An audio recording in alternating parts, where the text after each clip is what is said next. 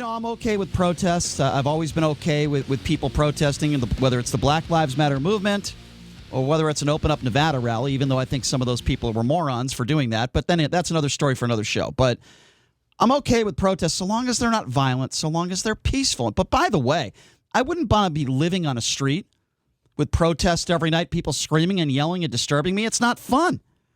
Well, we got a guy on the line with us right now. He lives over there, Portland, Oregon. And he's been in the thick of all these protests. Some of them have been violent. In fact, he's been called the N-word by black people. People have been chasing him around with baseball bats. It's horrible. For more than 50 nights, this guy's had to deal with this. He's a former Marine vet. He served this country honorably. He holds his U.S. flag with him, and I am on his side. His name is Gabe Johnson. Gabe, thank you so much for joining us. How are you? Thanks a lot, Gabe. Good. Thank you for having me this morning. Sure. So, Gabe, let's start from square one here. Can you tell the people here that are listening to this show where you live exactly and what you've had to deal with over the course of the last, 50 days or so? I live one block away from what's called the Justice Center, which is the Portland Police Central Precinct, and 2 blocks away from the federal courthouse. And so, as you can imagine, and I would just say once the peaceful protest end, or that, about dusk. So we're going to say around, 10, 11 o'clock at night, the witching hour, till 3 a.m. in the morning. Wow. There's no peaceful protest. It's straight rioting. So what are you hearing and what are you seeing outside your window? Well, what prompted this whole thing is 2 Saturdays ago, I counted off the 80-second explosions, and mind you, I started counting when I got frustrated. So there was well over 100. But after the 82nd, I literally just, stood up and yelled, "Oh my effing God," out loud, because it's that frustrating. If you did not know, and hopefully that people can put this into perspective, if you were to close your eyes and you were to hear 82 explosions, you would think you were in a war zone. For me, the closest thing that I can equate that to is being in Mosul, Iraq, because every night, just as it has been here, every night, explosions. That's horrible. And by the way, you being a former Marine vet, you would know firsthand about that. All right, so let's go with this now. You're dealing with all these loud explosions, people screaming and yelling. You're disturbed. You can't sleep, I would imagine. It's happening up to 3 o'clock in the morning, which is awful, by the way. It should not be allowed. You shouldn't be allowed to make disturbances like that. It's called public disturbance. Whether it's a legal protest or not, it shouldn't be allowed. But with that being said, explain to me what happens next. You walk outside with your American flag. What do? You've had enough. Explain to me what you decided to do. So, I woke up and I just thought, we gotta, we have to do something. Somebody has to do something, and that someone's going to be me. So, where are we at? We're in America, right? Sure. Our flag is our symbol of unity. Our flag is our symbol of patriotism. And one of the things that people have forgotten, is that since Trump took power, there's a lot of people that just gave up their patriotism. It doesn't matter what side of the fence that you sit on this issue. It doesn't matter who's in the White House. The fact is that we're Americans. We're all Americans. And what's going on has been politicized, and it shouldn't be. So just going down there, thinking, hey, I'm going to just start a conversation and, try to bring people back together and just let's actually take a look at what's going on. Got some flags. Me and a friend were down there. We were putting them up, and this young black girl comes running up to me, starts calling me names, N-word, whatnot. What am I doing? Why? Hold on a second. All you're doing is putting up flags, American flags? Just hanging up flags. And she just goes up to you and calls you the N-word. I mean, I'm laughing because it's so horrible. I can't even imagine. It's okay. So this girl comes up. All you're doing is putting up American flags. And by the way, you risked your life to have some of these dopes, not all of them, to have some of these dopes, like this woman who came up to you and called you the N-word. I'm so sorry she did that. You risked your life to give her the freedom to be able to do what she's doing, and that is protest. That's just so disgusting to me. All right, so she goes up to you and calls you the N-word. What's the first thing that enters your mind? That's just ignorance. Ignorance, and I'll leave it at that. Yeah. So, I told her, hey, I'm not here to fight you on this. I'm here to start a conversation. So let's talk about unity. Let's bring back our country. Let's take back our flag. Let's take back our streets. Mm-hmm. So I'm talking to some reporters. She comes up, grabs the flag, runs down the street with it, throws it on the ground. And I noticed that there's this older black man. He had to be somewhere in his 60s. We'll say 65 for good reference. Goes over there, picks up the flag, and is walking back. And he's like, there's no way I'm letting them burn this flag. He was a veteran also. So next thing I hear is you coon, you jigaboo, you N-word, and two black gentlemen run up, punch this guy in his face, stomp him, grab the flag, throw it over the fence. I'm absolutely appalled. Now, mind you, these are all black people, right? So now we have black on black crime, so Black Lives Matter. So you see the hypocrisy, and this is just the beginning of the day. So we continue to go on and on and on into the evening time. Isn't that a dangerous situation for you, though? I mean, I give you credit, and you know a little bit about dangerous situations. You risked your life fighting for this country. Nothing is more dangerous than that. Make no mistake about it. But, here you are, and I get you're doing absolutely nothing wrong. You're just putting up American flags. And if I saw that you were a veteran, I would come up to you and I would shake your hand, as I would do with all veterans, even those that I disagree with. And I happen to agree with you. But I would say thank you for your service. But isn't that a dangerous situation? There are there are like thousands of people on the streets there. Are you in fear when this stuff is going on? I'm not. I wasn't in fear when it was going on. Oddly enough, I just felt protected. I felt what I was doing was right and that I was going to be okay. With that said, there is real danger. Not only did I spend time in the Marine Corps, but I also spent time working for State Department and war zones overseas. So I've seen a lot. One of the things that first thing that comes to mind is that as a veteran, one of the things that we did swear an oath to was to protect this country from all enemies, foreign and domestic. Sure. And right now we have domestic terrorists on our streets. Yeah. If you're just joining us, somebody has to say something. If you're just joining us, we're speaking with Gabe Johnson, Portland, Oregon, made national news. He's a former Marine vet, served this country honorably. He goes out there with some American flags. That's all he did as a veteran. You have other African Americans coming up to him, calling him the N-word. I just want to ask you one more thing about that instance, if I may, and then JD, I know you got some questions for him. I wanted to ask about the baseball bat situation. I heard you made an appearance on Fox News, and you said that people were chasing you with baseball bats. Well, explain to me how that happens. Well, so we're standing in the there's me and two other people, and we're standing in the gap in the fence, and as we started to see that things were getting out of hand and we needed to get out of there because of our safety, one of the tactics that Antifa likes to do is they have somebody distract you. So this guy was, taking off his tactical vest and backpack and grabbed the baseball bat and starts running towards me. And these two citizens that were standing by me walked right in front of them. And this woman, she couldn't have been more than 110 pounds. And she's like, this is not happening today. As I'm pointing out, the other thugs that are trying to come around me from either the back of me or the side. So, once they saw that, oh shit, they're standing up to us, they backed off. But literally at that moment, all I'm thinking is there's going to be a serious riot because when someone's coming after you with a baseball bat, that's life or death. Yeah, that's scary. Sure.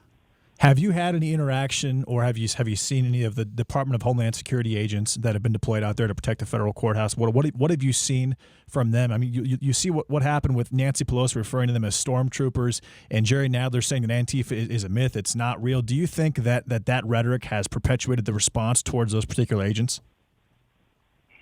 What I'll say is that I too didn't believe that it was as bad as it is. I thought people were running their mouth until I saw it firsthand.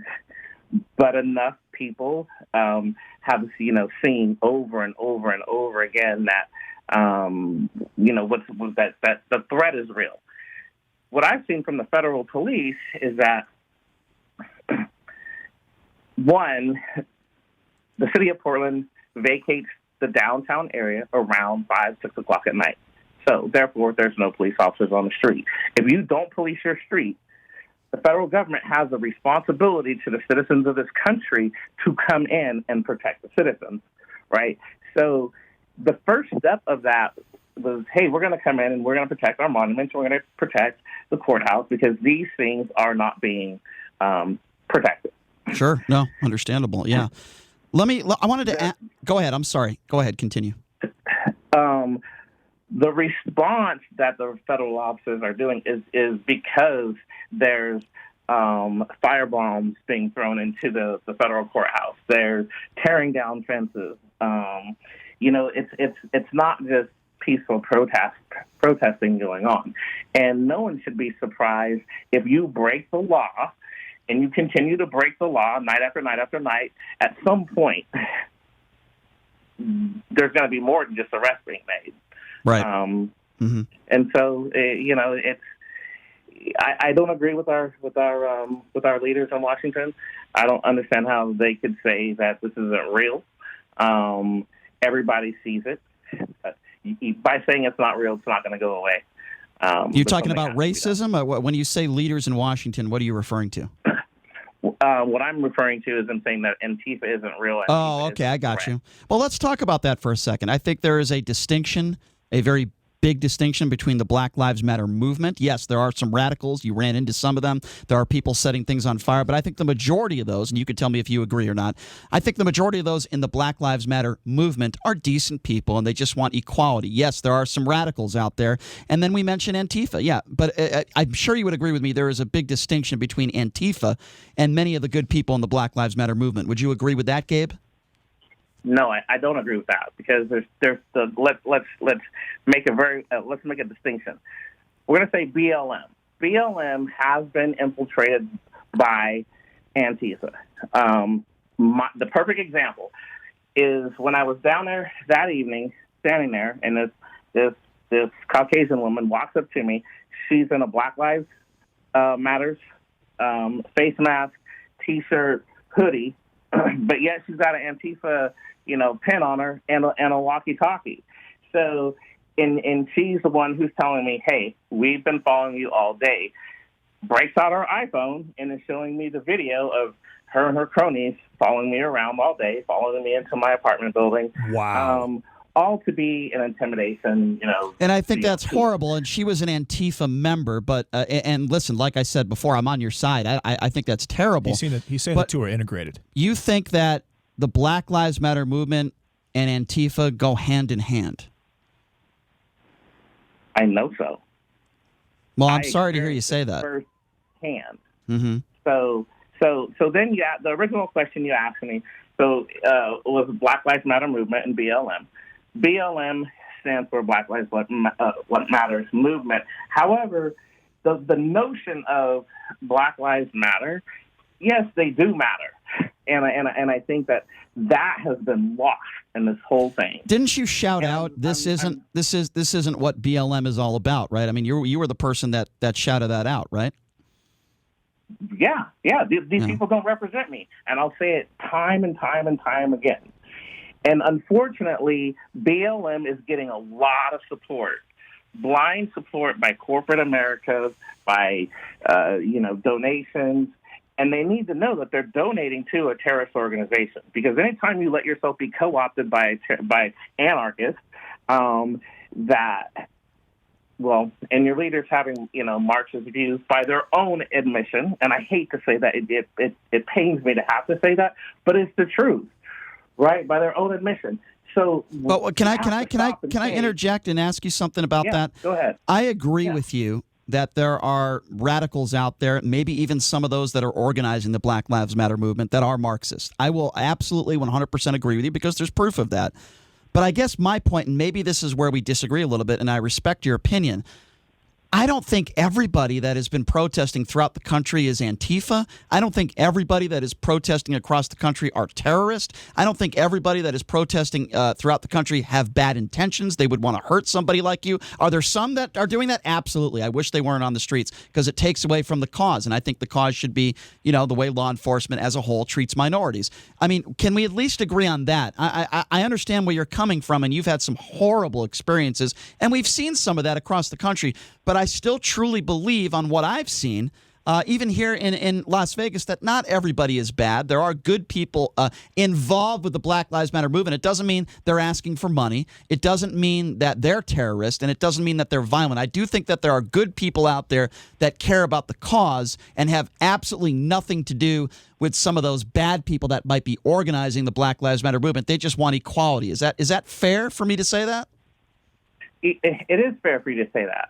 But what's happening after dark from 11 to 3 a.m. has nothing to do with Black lives in America. Mm-hmm. Absolutely nothing. I hear you. on that. Go ahead, JD. There was a video I saw. So when people make a blanket statement and they say these are peaceful protests, you have to say, well, these are peaceful protests. Well, that's not factually accurate. Right. That's not factually accurate. Until that time is getting left off. I've never said that. Listen, CNN, MSNBC have said that. They have said these are mostly peaceful protests. And bottom line, if your protest results in damage of federal property or violence, then it's not a peaceful protest. And so the public is being misled by that. So there was a video a couple days ago. There's about 2,000 members. They all shone their lights, in solidarity for Black Lives Matter. My question is about masks and social distancing. Are you seeing that taking place? Do you think the virus is being spread here? Well, I'm sure it is, and I think there's one video, and I'm yelling, and I have to pull my mask down just so that I can speak.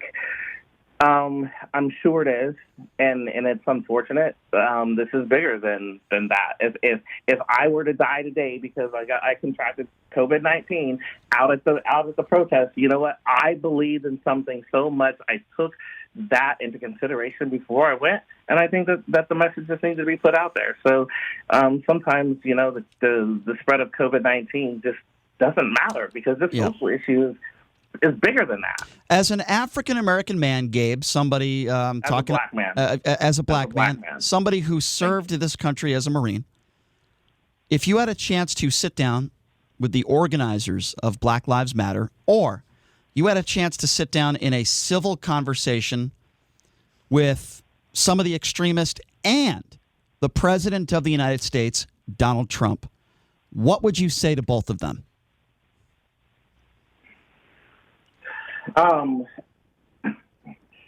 That's a good one. I probably would take action if I was the government before sitting down with Black Lives Matter, because right now we don't have order in our streets, and without order in our streets, you can't even have a conversation. We need our police back. We need order, and then we can sit down and have a conversation. What would you say to Donald Trump?